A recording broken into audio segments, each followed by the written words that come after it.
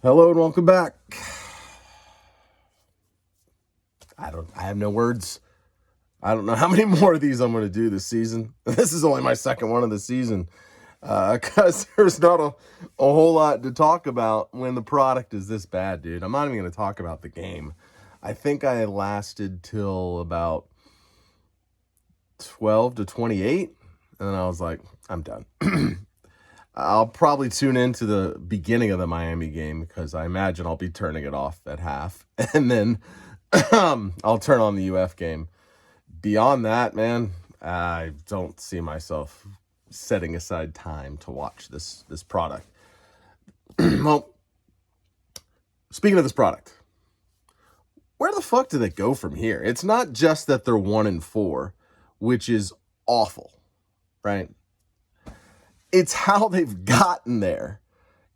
Your high water mark on the season for points is 21 in game one against fucking Georgia Tech's vaunted defense. 21 points is your high water mark through 5 games. It's so fucking bad. And I acknowledge, right, we can acknowledge and appreciate Mike turning around the program. Inherited a mess, 3-6 in COVID year, 5-7 year 2, boom, year 3 gets to where you need to be in year 3, gets 10 wins. Last year was obviously magical, except for the end of the season with the college football snub and everyone not playing in the Orange Bowl and all that bullshit. But 13 wins was phenomenal. I was telling a friend last night, yeah, I mean, the ending of the season sucked, but those 13 wins were pretty fucking enjoyable every Saturday. 13 victory cigars. It was a whole lot of fun. And then, coming into this season, you expect the team to, take a step back, but you feel like, God, a disastrous season would be 7-5, right? I figured probably 9-3 was probably reasonable, 10-2, probably the ceiling, but good God, you're 1-4 and you could hardly find anything positive to point at. Occasionally, the D-line pops up and makes a TFL or a sack. Occasionally, Toafili breaks off a nice run or a catch out of the backfield. But other than that, it's a whole lot of crap. The offensive line that was lauded as maybe being the best under Norvell, coming into the season. That wasn't just what the pundits were saying, like Knowles 24/7 and War Chant and the like. Mike himself was like, this might be the best O-line group I've had. They are awful. They have more penalties on the season than they did all of last season, already. Right? The receivers, most of them can't get separation. Obviously, we know DJU is complete garbage. Right? Our tight ends, Morlock specifically, can't catch a cold. Then you go to defense. Our linebackers, surprise, surprise, the position that has been under-recruited for years and the guy that's been doing the under-recruiting is still there. Yeah, he's, heading a unit that, yes, still sucks ass now that the veterans are gone, Bethune and Deloach. There's some bright moments from Blake Nicholson here and there, but other than that, linebackers are still constantly getting exploited. Again, the D tackles are good from time to time, but not consistent enough. Jackson and Farmer. Peyton, from time to time, shows up. Jones, maybe you hear his name called last week, but this week, I don't even recall his name being mentioned on the broadcast. Cypress has been underwhelming, and he was built up by the FSU media as going to have a solid year. Yeah. Even AZ, he's been okay, but not great. There's just a lot, and then the whole coaching aspect. Forget the talent on the field. The coaching, the offense. DJU sucks, and he's not even being put into, positions to succeed at all. For instance, putting him on the run to throw. His career numbers throwing on the run have been awful. Not just, DJ sucks, of course they are. No. Even awful for him, his numbers when throwing on the run. And then last night in a big spot before the game became a laugher, he wasn't only rolling out, he was rolling out to the left. So he's not even rolling to his arm side, his throwing arm side. No, rolling to the left. throws a pick on a 3rd and 2. Then, of course, the goal line debacle. 3rd and goal or 3rd and whatever the hell it was, right down there. You do a little QB run, which I actually didn't mind the play call. Of course, a block was missed. But why do you have, I think it was Toafili, 195 pounds, doing a lead block? Again, not a position to succeed. And then on the 4th down play, you call the same play. It's just bad all around. And then you look at the defense. When they're not just lacking effort, which is a big thing, and that falls on coaching. You're seeing a lot of guys loaf. They're looking confused too often. This is like 3 years ago, FSU, where the defense looked confused. But at least they gave effort. But now you have a combination of the talents depreciated way more than anyone thought. The coaching, they haven't adapted to their talent. Like, I think they're still feeling like, oh, we're not that far removed from last year's team. No. You are very far removed. You need to start coaching like you were in 21 and 20, even 22. Like when your talent was still not nowhere near it needs to be. You need to start coaching like that. As far as like, you need to, put guys in more positions to succeed. Don't ask your players like DJU to do too much. Like, keep it boring. You're going to have to keep it boring with this group. Like, especially on offense. Like, you can't take the big shots. There's no big shots to be had because when they're open, DJU's going to miss them. And when DJU's accurate, they're going to drop them. And when DJU does actually have time, the wide receivers aren't getting separation. So you're going to have to get, like, a little safe when it comes to some play calls. Like watching like the 21 team with who was the running back we had? Not Trayshawn Ward, but the other guy. That team just really just leaned on the run heavily and came up with creative ways to run the ball. Now, creativity, that's not boring, but running the ball over and that can be boring, but I'm not going to get X's and O's. Right now, they're not coaching to the talent they have. They need to, like, really just dumb it down. They need to, they probably need to play the clock game, starting with the first possession, which is sad to say. But beyond all that, I'm got off on a tangent here. After the 0-2 start, the season was objectively over. Why? Because you had 2 ACC losses. Your preseason goals were gone. You're not going to make the conference title game. Therefore, you're not going to win the conference and go to the college football playoff. Like, after 0-2, the season was, effectively done. At that moment, DJU should have been benched. 100%. And we know that Glenn's not very good. That's not the point. The point that people have been making online that are, bitching about, Glenn needs to play. And then, oh, look, Glenn came in and went 0-4. That's not the point. The season's cooked. DJU is gone in like 2 months. He's gone. Glenn, I think, will still be here. You need to get something. See what you have in him. Right? He literally, like, it would be difficult for him to do worse. Like, what's the bar? What is DJU, like 50% passing on the season? With what, as many picks as TD passes? Or more picks than TD passes maybe at this point? Like, the bar's pretty low. Like, no reasonable FSU fan gives a shit if Glenn comes in and stinks it up. Because at least that makes sense. And then it's not just him. There's other veterans now at this point that the season's cooked. Morlock shouldn't see the field again. Right? The guy from Shorter University that you rolled the dice on isn't any good because he can't catch the fucking ball. He'll show flashes where he gets open. Occasionally he'll make a catch, but too often he's dropping key fucking throws. Like last night's interception was comical. Right in the hands, pops up. He doesn't know which way the ball went, goes behind him, that's intercepted. Pathetic.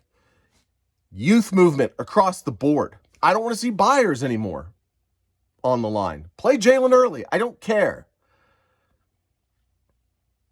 There's just no reason to keep rolling out some of these veterans that aren't remotely difference makers. The defensive backs, which there's a lot of talent in that room because Surtain actually does his fucking job in recruiting. Play one of those talented young kids over Cypress. Cypress is gone in 2 months. Fuck them. You need to try and keep the kids that are going to be here next year and beyond. You need to keep them engaged and giving a fuck. And I bet you the young kids will probably give more effort than some of these veterans that are going out there.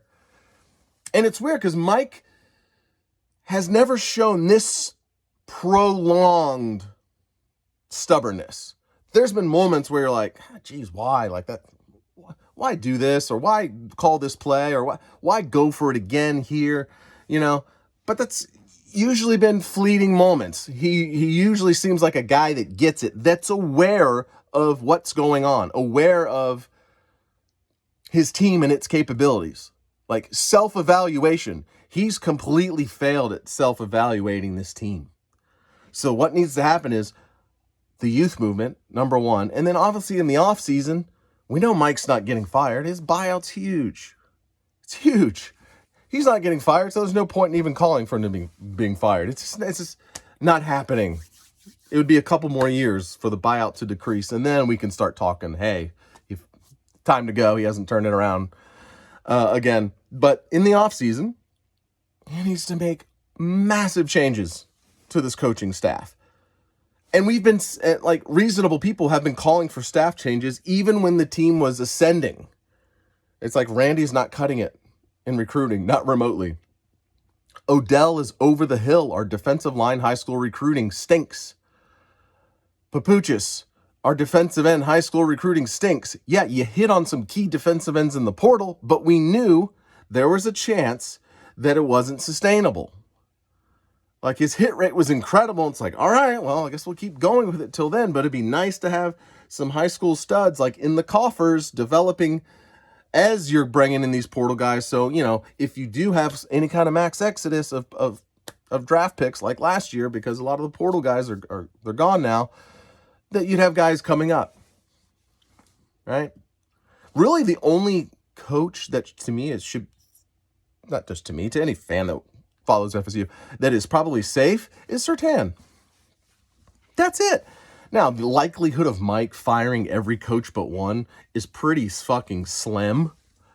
But it's time. Atkins, this guru on the offensive line, give him credit where it's due. He inherited a mess his first couple of years, and he turned the offensive line from like pathetic ass sorry to like decent. The previous 2 seasons, the line had turned into decent, not good, decent. And now this year it's back to being ass. And these guys that you brought in, that these young guys, many of them haven't seemed to develop. Like Early, I thought looked good a couple games ago when he had to get a spot start. But a lot of guys you're not really hearing about coming up that's going to make a big impact. You know, maybe Simmons next year. But beyond that, there's not a lot. You need to go scorched earth, man. Like, that's the only chance. Because then you can sell something again. Because right now, the odds are stacked against him in turning around the program a second time. He turned it around, obviously, once. You went from shit to Taggart. Your first 2 years you built, and then again, 10 wins, 13 wins last year. The odds of him turning it around again are pretty slim, but the only chance he has of turning it around is if he makes massive changes, because then you can go on the trail and sell that. Look, we brought in these new guys. We're going to change. It's like a politician. I'm going to do this. I'm going to do that. We have new guys to do it. Never mind if you're bringing in guys that can actually fucking recruit, right? And then speaking of recruiting, the other thing that needs to happen is the NIL funds. A lot of that was going into retention, and that made sense as you're building. You need to go flip the switch on that too. Those NIL funds need to do a little less retention and really shove the cash at elite high school players. You have to tear it down again. And it sucks because I have no illusions that this team is going to be suddenly a better next year. You're now in another rebuild where I'm thinking maybe if you scorch earth it, bring in some better recruiters on staff, reallocate the NIL funds to improve high school recruiting. Maybe by 26 season, you're not a joke. And by 27, you're actually doing some things. That's where they are. right? And if you're not there in the next 2 or 3 seasons, well, if the buyout's decreased enough, bye, Mike. Like, these people, this happens every time. And Florida fans know this more than any, because they've been through, 7 coaches in the last, 20 years or something, however many it's been since Spurrier. But people show now not to get attached to coaches. Like, Mike, even when the first 2 losing seasons, I was critical, but I know I was also on here saying, especially in year 2, you can see the team is getting better. You certainly see the effort. And then obviously when the wins came, you laud him for that. You don't you laud him, and then you can, comment on how, well, there's still a few things that I'm worried about, like high school recruiting. Okay, you're winning now and high school recruiting isn't there. So you can criticize when it's warranted, laud, and then criticize smaller things as you're winning. And then now that it's a complete dumpster fire, yeah, you criticize. I'm not loyal to Mike. I don't know Mike. He gets paid fucking $10 billion a year. Like, go cry for me, Argentina. Like, I'm not going to go boo-hoo for him. He needs to figure it out. And fast. Or else a couple years from now, he can take it on down the road.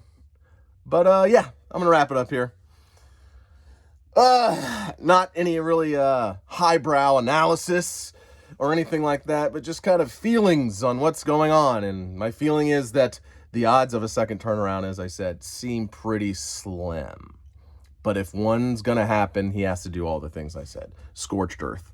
And I'm not reinventing the wheel. There's a lot of people that have this very same, and I think, rational thought.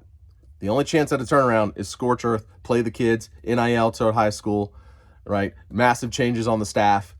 I don't know how many coaches he's going to replace, but he's not going to replace everyone but Surtain. You just don't see that happen. But, 3 or 4 coaches, new DC, new OC, new linebackers coach, finally, please. Whew, it's rough. It's rough out there. All right, well, the good news is, as a Jags fan, I get to... Fuck me, I need more entertainment. I need more activities to entertain me, because football ain't it this year. Whoo, nope. I'm out.